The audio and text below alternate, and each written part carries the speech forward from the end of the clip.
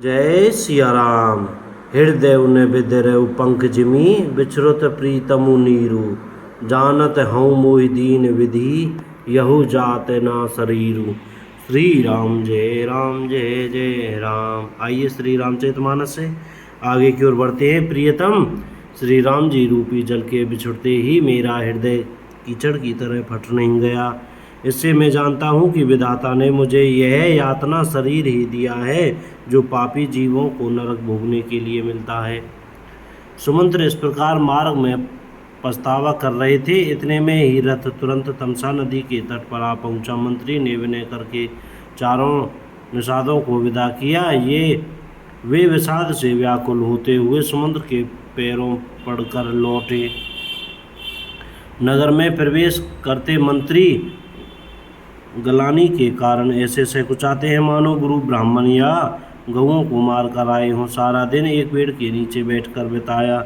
जब संध्या हुई तब मौका मिला। अंधेरा होने पर उन्होंने अयोध्या में प्रवेश किया और रथ को दरवाजे पर खड़ा करके वे चुपके से महल में घुसे।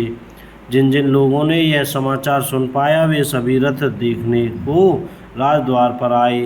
रथ को पहचान कर और घोड़ों को व्याकुल देखकर उनके शरीर ऐसे गले जा रहे हैं, छीन हो रहे हैं जैसे घाम में ओले। नगर के स्त्री पुरुष कैसे व्याकुल हैं जैसे जल के घटने पर मछलियाँ व्याकुल होती हैं। मंत्री का अकेले ही आना सुनकर सारा रनिवास व्याकुल हो गया। राजमहल उनको ऐसा भयानक लगा मानो प्रेतों का निवास स्थान शमशान हो। और जय सिया राम। अत्यंत आर्त होकर सब रानियाँ पूछती हैं पर सुमंत्र की कुछ उत्तर नहीं आता।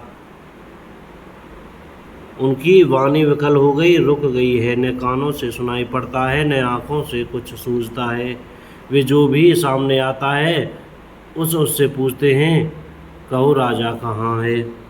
दासियाँ मंत्री को व्याकुल देखकर उन्हें कौशल्या जी के महल में लिवा गईं। सुमंत्र ने जाकर वहाँ राजा को कैसा बैठे देखा, मानो बिना अमृत का चंद्रमा हो। राजा आसन सैया और आभूषणों से रहित बिल्कुल मलिन उदासीन पृथ्वी पर पड़े हुए हैं। वे लंबी सांसें लेकर इस प्रकार सोच रहे मानो राजा ययाति स्वर्ग से गिरकर सोच कर रहे हों। राजा छन छन में सोच से छाती भर लेते हैं। ऐसी वकल दशा है मानो गिद्धराज जटायु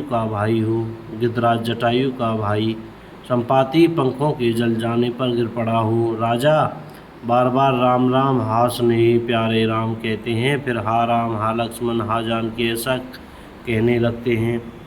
मंत्री ने देखकर जय जीव कहकर दंडवत प्रणाम किया। सुनते ही राजा व्याकुल होकर उठे और बोले, सुमंत्र कहो राम कहाँ हैं। राजा ने सुमंत्र को हृदय से लगा लिया, मानो डूबते हुए आदमी को कुछ सहारा मिल गया हो। मंत्री को स्नेह के साथ पास बैठा कर नेत्रों में जल भरकर राजा पूछने लगे, हे मेरे प्रेमी सखा श्री राम की कुशल कहो। बताओ श्री राम लक्ष्मण और जानकी कहाँ हैं। उन्हें लौटा लाए हो कि वे वन को चले गए। यह सुनते ही मंत्री के नेत्रों में जल भर आया। बोलो जय सिया राम। शोक से व्याकुल होकर राजा फिर पूछने लगे, सीता राम और लक्ष्मण का संदेशा तो कहो। श्री रामचंद्र जी के रूप गुणशील और स्वभाव को याद कर करके राजा हृदय में सोच करते हैं और कहते हैं, मैंने राजा होने की बात सुनाकर वनवास दे दिया। यह सुनकर भी जिस राम के मन में हर्ष और विषाद नहीं हुआ, ऐसे पुत्र के बिछुड़ने पर भी मेरे प्राण नहीं गए, तब मेरे समान बड़ा पापी कौन होगा। हे सखा, श्री राम जानकी और लक्ष्मण जहाँ हैं मुझे भी वहीं पहुँचा दो, नहीं तो मैं सत्य भाव से कहता हूँ कि मेरे प्राण अब चलना ही चाहते हैं।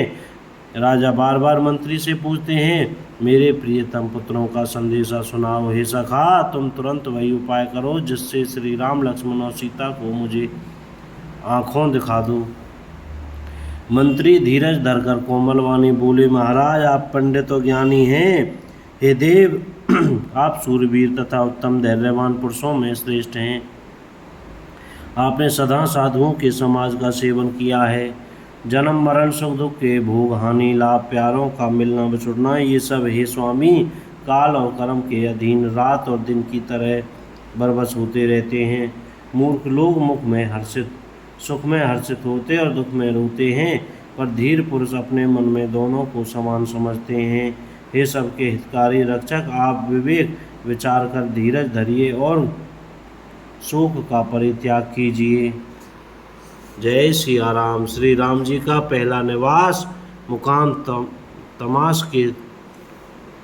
तमसा के तट पर हुआ, दूसरा गंगा तीर पर। सीता जी से दोनों भाई उस दिन स्नान करके जल पी कर ही रहे।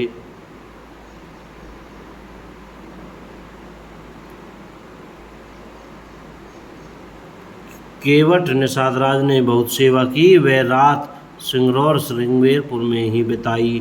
दूसरे दिन सवेरा होते ही बड़का दूध मंगवाया और उससे श्री राम लक्ष्मण ने अपने सिरों पर जटाओं के मुकुट बनाए।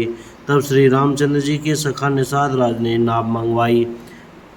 पहले प्रिय सीता जी को उस पर चढ़ाकर फिर श्री रघुनाथ जी चढ़े, फिर लक्ष्मण जी ने धनुष बाण सजा कर रखे और प्रभु श्री रामचंद्र जी की आज्ञा पाकर स्वयं चढ़े। मुझे व्याकुल देखकर श्री रामचंद्र जी धीरज धरकर मधुर वचन बोले, हे तात, पिताजी से मेरा प्रणाम कहना, मेरी ओर से बार बार उनके चरण कमल पकड़ना, फिर पांव पड़कर विनती करना कि हे पिताजी, आप मेरी चिंता नहीं कीजिए, आपकी कृपा अनुग्रह पुण्य से वन में और मार्ग में हमारा कुशल मंगल होगा। हे पिताजी, आपके अनुग्रह से मैं वन जाते हुए सब प्रकार का सुख पाऊंगा। आज्ञा का भली भांति पालन करके चरणों का दर्शन करते कुशल पूर्वक फिर लौट आऊँगा।